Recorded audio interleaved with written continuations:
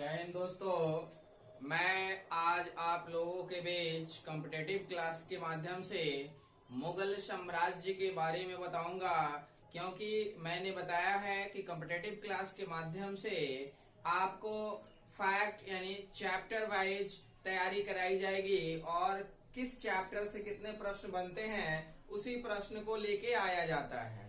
प्रश्न के अकॉर्डिंग मुगल वंश में बहुत सारे शासक हुए, तो मुगल वंश एज ए बिग चैप्टर, बहुत बड़ा चैप्टर है, बहुत बड़ा पार्ट है मुगल वंश। मुगल वंश में मैं आज आप लोगों के बीच बाबर और हुमायूं से रिलेटेड प्रश्न जो आपके विभिन्न परीक्षाओं में आते रहते हैं, उन्हीं परीक्षाओं को लेकर प्रश्नों को लेकर मैं फिर से कॉम्पिटेटिव क्लास के माध्यम से आया हूं। अगर आप मेरे चैनल पे नए हैं तो मेरे चैनल को प्लीज सब्सक्राइब कर लीजिए, लाइक कीजिए और शेयर कीजिए। साथ भी अगर मेरा क्लास आपको अच्छा लग रहा है तो कमेंट भी कीजिए। चलिए मैं बता रहा हूं आपको मुगल वंश। मुगल वंश जैसे आपने दिल्ली सल्तनत में देखा उसी तरह से मुगल वंश को भी देखते हैं। मुगल वंश में बहुत सारे शासकों का क्रम रहा। सबसे पहले बाबर हुए, उसके बाद हुमायूं ने शासन किया, उसके बाद अकबर ने शासन किया, उसके बाद जहांगीर ने शासन किया, उसके बाद शाहजहां ने शासन किया, उसके बाद में औरंगजेब ने शासन किया, और इस तरह से शासन का क्रम मुगल वंशों का चलते रहा। लगातार मुगल वंशों का शासन क्रम चलते रहा। बीच बीच में कुछ छोटे मोटे शासक भी आए, बराबर हमेशा भाइयों में युद्ध भी होते रहा, और इस तरह से मुगल वंश अंततः बहादुर शाह जफर अंतिम तक जाके समाप्त हो जाती है। तो मुगल वंश के बारे में देखते हैं। मुगल वंश से संबंधित विभिन्न परीक्षाओं में जो प्रश्न आते हैं, पहले जानते हैं मुगल वंश। मुगल वंश बाबर के द्वारा स्थापित किया गया भारत में एक वंश था जिसे मुगल वंश कहा गया। क्वेश्चन आता है कि भारत में मुगल वंश की स्थापना किस शासक के द्वारा की गई? तो भारत में मुगल वंश की स्थापना बाबर के द्वारा की गई थी। बाबर का जन्म 1483 ईस्वी में हुआ था। बाबर का जन्म 1483 ईस्वी में हुआ था। बाबर के पिता का नाम क्या था? तो उमर शेख मिर्जा। आप नोट करेंगे, ये सब क्वेश्चन तो आती नहीं है, लेकिन मैंने बता दिया कि कहीं आ जाए तो छूट भी नहीं जाए, इसलिए याद रखेंगे कि बाबर का जन्म कब हुआ था? 1483 ईस्वी में हुआ था। और बाबर के पिता का नाम क्या था? तो उमर शेख मिर्जा था। चलिए आगे देखते हैं। बाबर से विभिन्न क्रम में क्वेश्चन को देखते हैं। पहला प्रश्न आपके एग्जाम में आता है कि मुगल वंश की स्थापना भारत में किसने की? तो मुगल वंश की स्थापना भारत में बाबर ने किया था। किसने किया था? बाबर ने किया था। अगला प्रश्न आता है कि बाबर ने भारत पर कितनी बार आक्रमण किया? ये बहुत इंपॉर्टेंट प्रश्न है कि बाबर ने भारत पर कितनी बार आक्रमण किया? तो 5 बार आक्रमण किया था। बाबर ने भारत पर कितनी बार आक्रमण किया? 5 बार आक्रमण किया है। बाबर का पहला आक्रमण 1519 ईस्वी में यूसुफजाई जातियों के विरुद्ध थी। किसके विरुद्ध? यूसुफजाई जातियों के विरुद्ध। बाबर का पहला आक्रमण 1519 ईस्वी में यूसुफजाई जातियों के विरुद्ध था, और इस युद्ध के बाद बाबर ने यानी यह युद्ध जीता, जिसमें उसने सबसे पहले बजौर और भेरा नामक स्थान को जीता था। क्वेश्चन आता है कि बाबर ने सबसे पहले किसे जीता? तो बजौर और भेरा को जीता। एक और प्रश्न आता है कि बाबर भारत पे आक्रमण किस दर्रे से होके किया? क्वेश्चन आता है हमेशा एग्जाम में कि बाबर जो भारत में प्रवेश किया है किस दर्रे से होकर? तो बाबर ने, नोट कीजिए, बाबर ने खैबर दर्रा से होकर भारत में प्रवेश किया। ये क्वेश्चन रहता है कि बाबर ने भारत में किस दर्रे से प्रवेश किया? तो खैबर दर्रा से होकर बाबर ने भारत में प्रवेश किया। अगला प्रश्न देखते हैं। बाबर का पहला आक्रमण कब था? तो 1519 ईस्वी में था, यूसुफजाई जातियों के विरुद्ध। बाबर का पहला आक्रमण कब था? 1519 ईस्वी में था, यूसुफजाई जातियों के विरुद्ध, जिससे उन्होंने क्या किया? बजौर और भेरा पे अपना अधिकार जमा लिया। आगे देखते हैं। पानीपत का प्रथम युद्ध, ये तो इंपॉर्टेंट प्रश्न बनता है, ये तो हमेशा परीक्षाओं में रहता ही रहता है। कभी किसके किसके बीच लड़ा गया, तो कभी डेट पूछा जाएगा कि कब लड़ा जाता है। हाँ, एक चीज ध्यान रखिएगा, आप केवल ईस्वी सन नहीं याद रखिएगा, डेट के साथ याद रखिएगा, क्योंकि इस तरह के प्रश्न डेट के साथ ही आते रहते हैं। तो पानीपत का प्रथम युद्ध 21 अप्रैल 1526 ईस्वी को लड़ा गया था। पानीपत का प्रथम युद्ध कब हुआ? तो 21 अप्रैल 1526 को। याद रखेंगे पानीपत का युद्ध कब हुआ? प्रथम पानीपत का प्रथम युद्ध कब हुआ? तो 21 अप्रैल 1526 को हुआ था। क्वेश्चन आता है कि बाबर को भारत पे आक्रमण के लिए आमंत्रित किया गया था। जिस समय दिल्ली शासकीय यानी लास्ट वंश कौन सा था? लोदी वंश था। लोदी वंश के संस्थापक कौन है? बहलोल लोदी है। लोदी वंश का अंतिम शासक कौन थे? इब्राहिम लोदी था। इब्राहिम लोदी के ही शासनकाल में बाबर ने भारत पे पहली बार आक्रमण किया। भारत पे आक्रमण किया। अब इन्हें भारत पे आक्रमण करने के लिए किसने कहा था? तो इब्राहिम लोदी के चाचा जो थे दौलत खां लोदी एवं आलम खां बाबर को भारत पे आक्रमण करने के लिए आमंत्रित किए थे। तो पानीपत के प्रथम युद्ध 21 अप्रैल 1526 को लड़ा गया और बाबर ने इस युद्ध में तुगलकनामा नीति का प्रयोग किया। क्वेश्चन आता है कि बाबर युद्ध क्यों जीत गया? तो बाबर युद्ध तुगलकनामा नीति एवं पहली बार तोप का प्रयोग किया था, जिसके कारण बाबर जीत गया पानीपत का प्रथम युद्ध। तो याद रखेंगे पानीपत के प्रथम युद्ध से 3-4 क्वेश्चन बनते हैं आपके परीक्षाओं में। पहला प्रश्न, पानीपत का प्रथम युद्ध कब हुआ? तो कब हुआ? 21 अप्रैल 1526 को हुआ था। दूसरा क्वेश्चन पूछा जाएगा कि बाबर ने पानीपत का युद्ध कैसे जीत लिया? तो ये तुगलकनामा नीति अपनाकर और पहली बार तोप का प्रयोग करके। याद रखेंगे बाबर के 2 तोपची भी थे। याद रखेंगे हमेशा एग्जाम में कभी कभी आ जाता है, आजकल के परीक्षाओं में ऐसा क्वेश्चन नहीं आता है, लेकिन याद रखेंगे बाबर के 2 तोपची थे, उस्ताद ईसा और मुस्तफा, जिसके कारण भी बाबर पानीपत का प्रथम युद्ध जीत गए। तो याद रहेगा। तो पानीपत का प्रथम युद्ध कब हुआ था? तो 21 अप्रैल 1526 को बाबर एवं इब्राहिम लोदी के बीच हुआ था, जिसमें बाबर विजयी रहे। याद रहेगा। चलिए अगले प्रश्न की तरफ देखते हैं। खानवा का युद्ध कब हुआ? तो खानवा का युद्ध 17 मार्च 1527 ईस्वी को हुआ था। खानवा का युद्ध कब हुआ? 17 मार्च 1527 ईस्वी को खानवा का युद्ध किसके किसके बीच हुआ? राणा सांगा एवं बाबर के बीच हुआ था। किसके किसके बीच हुआ था? राणा सांगा एवं बाबर के बीच हुआ था। इस युद्ध में भी बाबर विजयी हुए थे। याद रहेंगे। आगे देखते हैं चंदेरी का युद्ध कब हुआ? पहले जानते हैं चंदेरी का युद्ध किसके किसके बीच हुआ? तो मेदिनी राय एवं बाबर के बीच हुआ। किसके बीच हुआ? मेदिनी राय एवं बाबर के बीच हुआ। चंदेरी का युद्ध मेदिनी राय एवं बाबर के बीच कब हुआ? तो 29 जनवरी 1528 ईस्वी में हुआ था। कब हुआ था? 29 जनवरी 1528 को चंदेरी का युद्ध हुआ था बाबर एवं मेदिनी राय के बीच, जिसमें बाबर की विजय हुई। अभी तक आपने देखा 3 युद्ध। पानीपत का प्रथम युद्ध 1526 में, खानवा का युद्ध 1527 में, चंदेरी का युद्ध 1528 में। इन सभी युद्धों में बाबर की विजय हुई है। आगे देखते हैं घाघरा का युद्ध 6 मई 1529 को हुआ था। घाघरा का युद्ध कब हुआ था?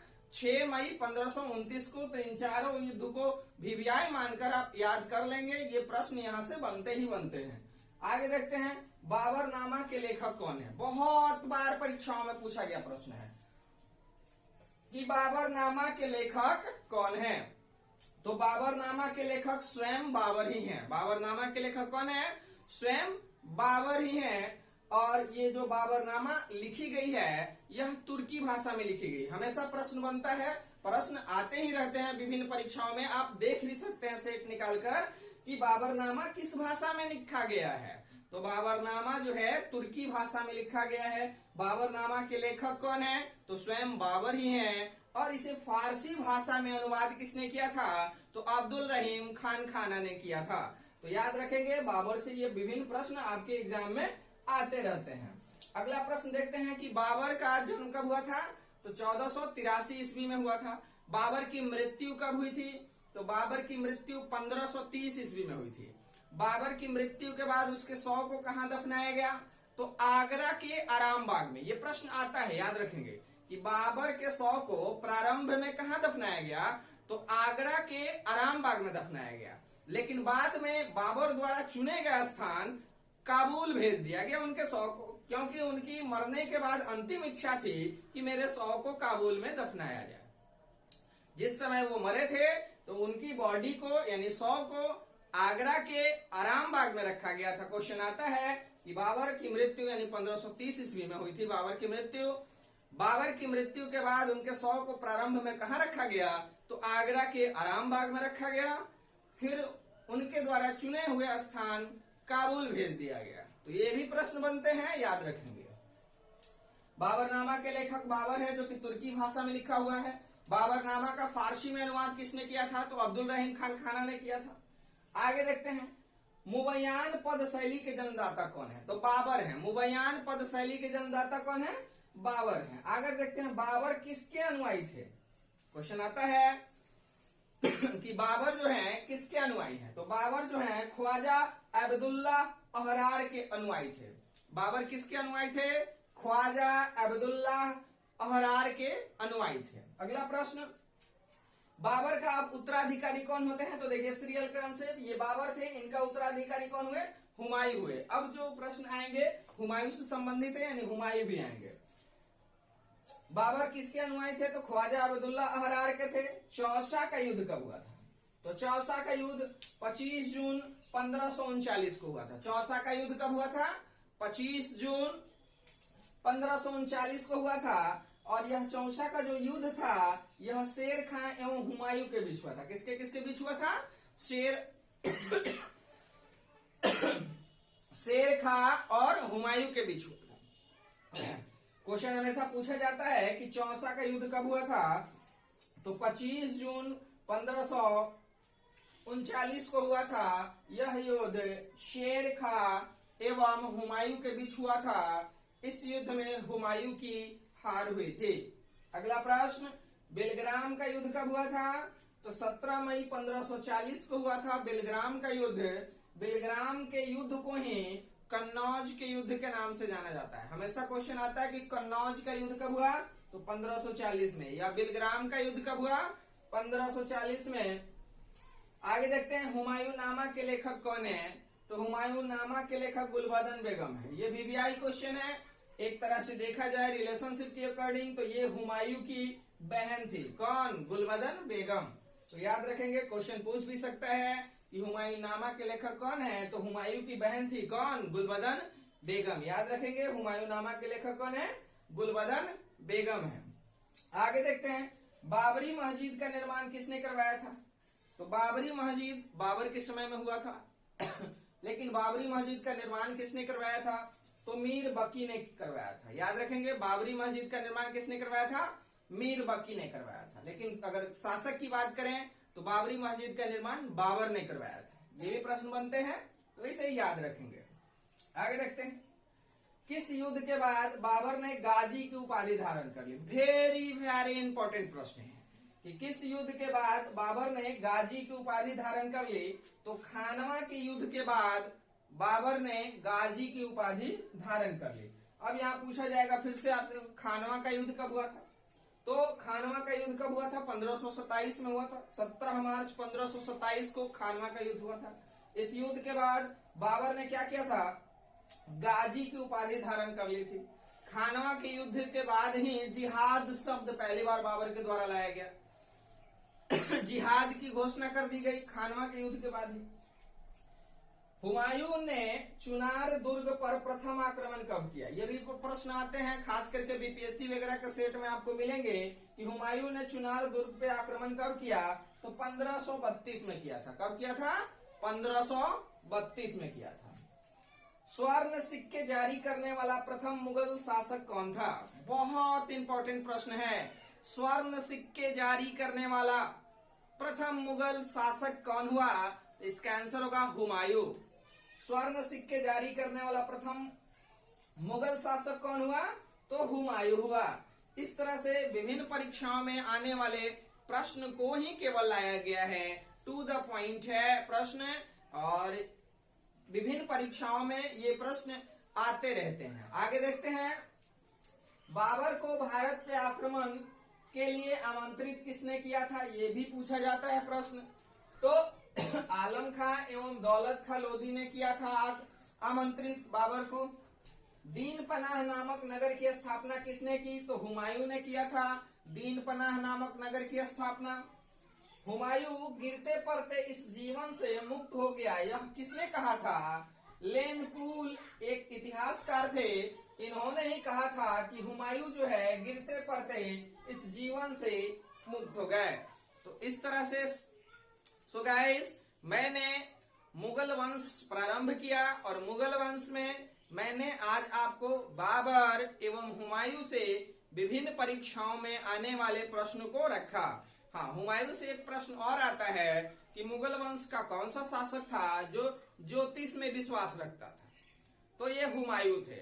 ये सप्ताह के 7 दिन 7 रंग के कपड़े पहनते थे, ये भी प्रश्न आता है। तो याद रखेंगे कि मुगल वंश में कौन से शासक हुए जो ज्योतिष में विश्वास रखते थे? तो हुमायूं थे। और सप्ताह में 7 दिन होते हैं और 7 दिन 7 रंग के कपड़ा पहनते थे, कौन? हुमायूं। इस तरह से विभिन्न परीक्षाओं में आने वाले प्रश्नों को मैंने रखा।